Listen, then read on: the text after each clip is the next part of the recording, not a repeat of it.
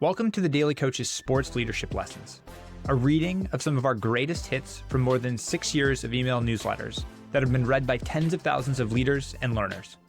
If you want our latest newsletter delivered to your inbox every day, you can subscribe for free at thedaily.coach/subscribe or follow the link in the description. Taking over a toxic workplace.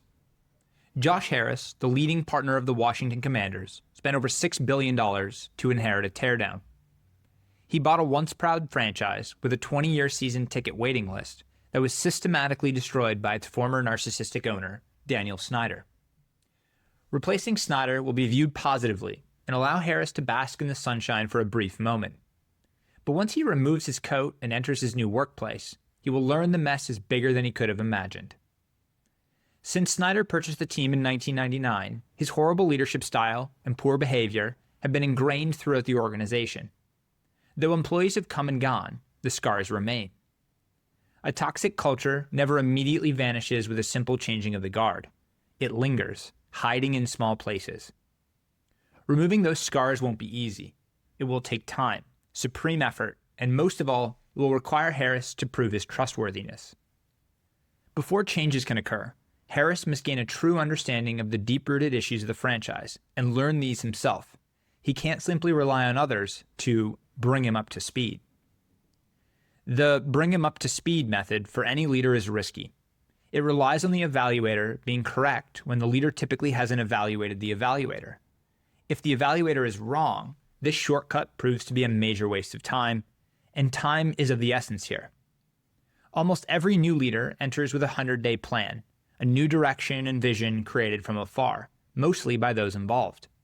But how can the leader know the path without truly understanding the real issues? For Harris to develop trust and understanding of the central concerns, he must announce to all in a fully transparent manner that he will spend the next few months collecting data from those in the entire organization, from the cleaning services to the president. A leader cannot develop complete trust when there's the potential for bias, and relying on evaluations of those in the building regarding others could easily destroy his intentions of building a new culture. To rebuild the culture properly, Harris cannot allow bias to creep into his decision-making. When people in the organization see Harris acting independently, they will trust his decisions. If they see him relying on the former top brass, they won't. In taking over a toxic culture, Harris needs to demonstrate fairness, let the employees speak for themselves, and not rely on what others might believe. Every employee believes he or she knows the problems and how to quickly repair the team, only from the perspective of their self-interest. Most will blame Snyder, but while pointing the finger at him for all of the problems is easy, it will never allow Harris to fully understand what he needs to do to establish the culture.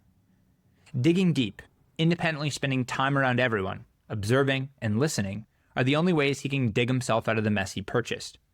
Harris must be the culture changer and the instrument of change. Only he can return to the franchise to its days of greatness. Thanks for joining this episode of The Daily Coach. On behalf of Michael Lombardi, Coach George Raveling, and the entire Daily Coach team, we're grateful for your support. Remember, the most important person you will ever lead is yourself. Keep growing, keep learning, and most importantly, keep showing up.